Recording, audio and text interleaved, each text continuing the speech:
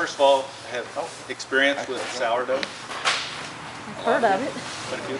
A couple of years ago, I was interested in looking into sourdough more. I tried to bake bread just from regular yeast, and I always found the bread that I made was pretty dry. I mean, it was great when it first came out of the oven, but then the next day it wasn't as good, dry in the center. And so I was trying to find different ways, and I thought I'd look into sourdough, and a few of the recipes I had at the time,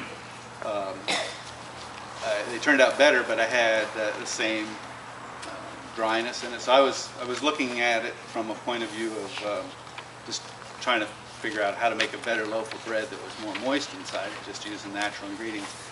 And I finally found a system of cooking. It's called a no-knead system, and you cook it in a Dutch oven, basically, and I'll tell you about that in a minute.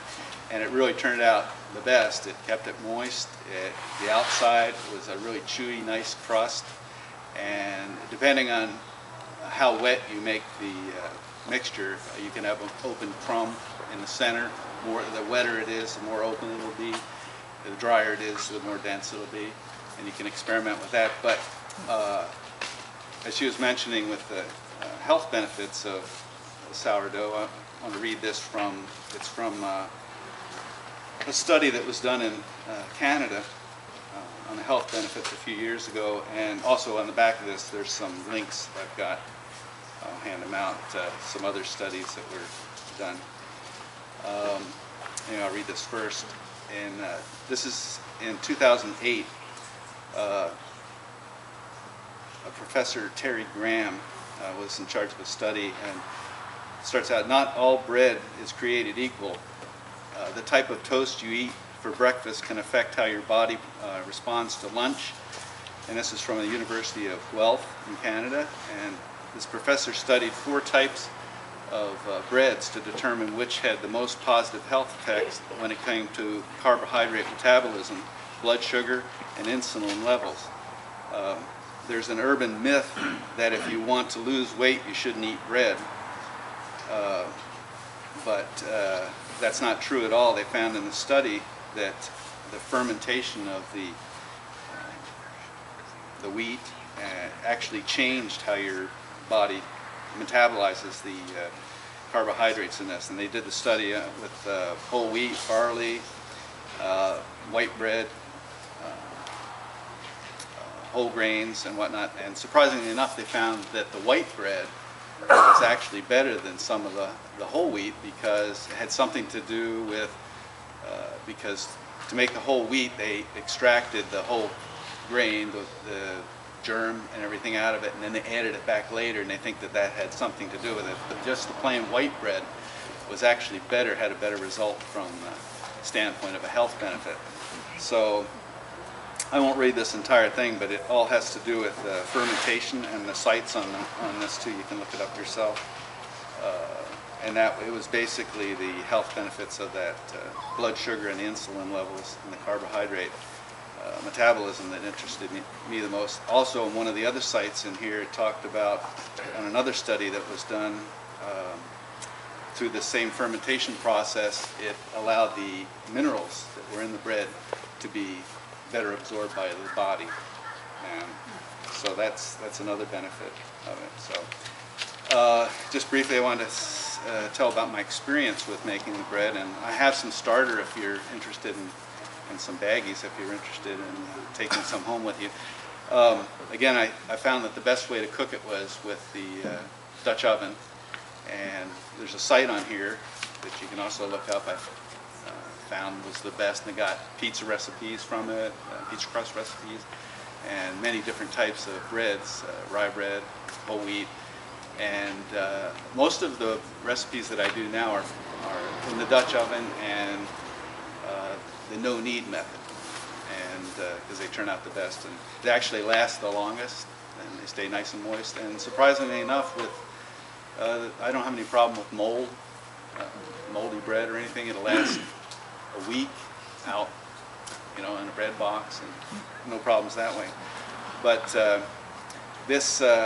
the other aspect that I liked about when I first got interested in the sourdough was in thinking about if I wanted to make bread but I couldn't buy yeast, how could I get a starter going, and and I thought that there was something difficult, or that you had to get it from someone, and that it was hard to establish the starter. But I found out that anyone can actually do it. All that's required is water and flour, and you can start your starter just with that. Although there is an easier method. If you use just water and flour, about 60% of the time your starter will fail, because there's a bacteria in most flour that will prevent the fermentation process from occurring.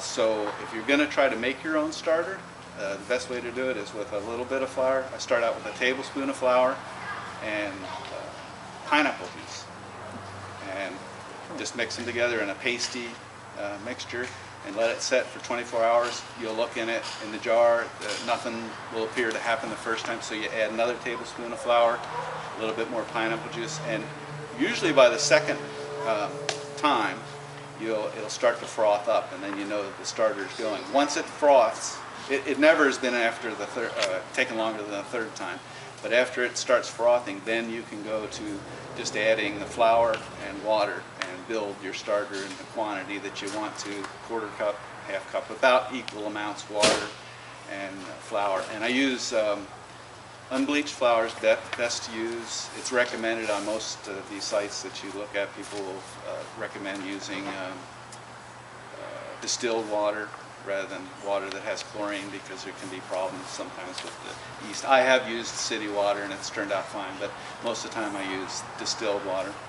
And yeah, and if you take some of the starter and it dies on you, just know that you can always start your own, and within 3 days have your own starter. Some people say that you have to add milk to it, soured milk and different things, but it's just basically the yeast in the air and the yeast in the flour that make the sourdough, and you don't need to use anything else. And this particular one that I have is actually one that I sent for, a dried starter from a group of people that their mission is to preserve an 1890s starter from back in the gold rush era. And there's it's a pretty mild starter, actually. I've made some that are much more sour than this, but it's very potent. It's coming out of the jar right now. So anyway, this I'm going to hand out these, or no, I guess I'll just leave them up here and you can get them if you're interested. On the back page, the site that if you take one you should really look at is breadtopia.com. That's where I got the recipes that I use the most. And really, it's a very interesting site, and has some really good videos on it that walk through the whole process, good recipes. It does have some recipes that aren't sourdough, but most of them are sourdough. And I really recommend, if the first one that you try is the no knead. It's basically part whole wheat, part white flour, which you could use all white flour if you want to, and just the basic no knead sourdough process. Start with that one, and you'll have success right away. And you might have to experiment with the cooking temperatures a little bit, depending on your oven. But I found the temperatures and the length of time that he recommended was the best to use. So good luck. And if you want some, you can see me after and dish you up some starters.